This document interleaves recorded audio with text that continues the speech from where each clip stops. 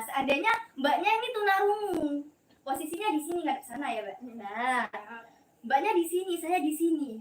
Gak mungkin kita pakai, Farifah, tadi kan udah jelasin nih tunarungu gimana orang-orang yang mengalami hambatan pendengaran. Jadi kan kita sia-sia kalau manggilnya gitu.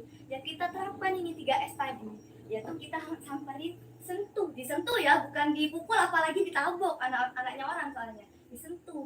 Nah, anaknya kan lihat nih ke kita, barulah kita sapa, hai. Nah, udah nih etika yang pertama, cara menyapanya. Nah, lalu ada etika yang kedua, yaitu kita harus fokus ke kontak matanya. Kita itu melihat wajah anak tunarungunya. Nah, lihat nih ya. Lanjut, etika yang ketiga, kita itu nggak boleh pakai masker atau pakai penutup bibir atau kita merokok atau kita berbicara gitu, nggak boleh.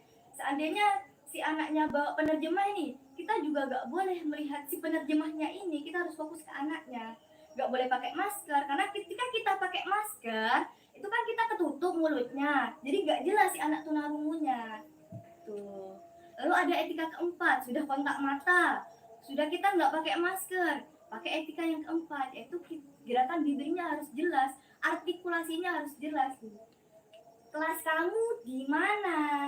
Nama kamu siapa? Acaranya di mana? Harus jelas.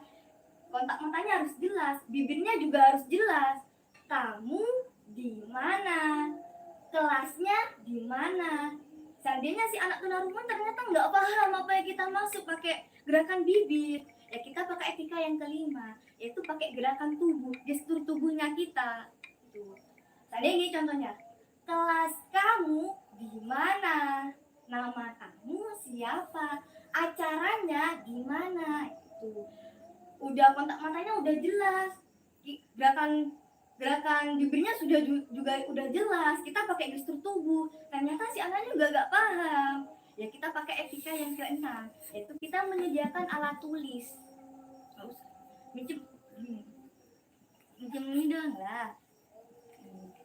Sebenarnya ternyata anaknya nggak paham nih, kita tulis kelasnya di mana, kita kasihkan ke anaknya.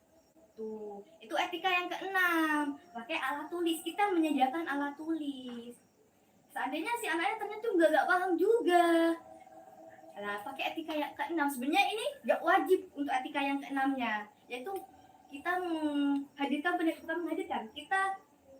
menghadirkan penerjemah atau interpreternya. Jadi si anaknya udah ada penerjemahnya, sudah kita ngomong ini gak jelas, pakai gerakan gak jelas, pakai alat tulis, ternyata anaknya juga gak paham, kita pakai penerjemah, kita bilang ke penerjemahnya, kalau kita mau bicara ini nih ke anak tunarungunya, biar penerjemahnya yang bicara. Itu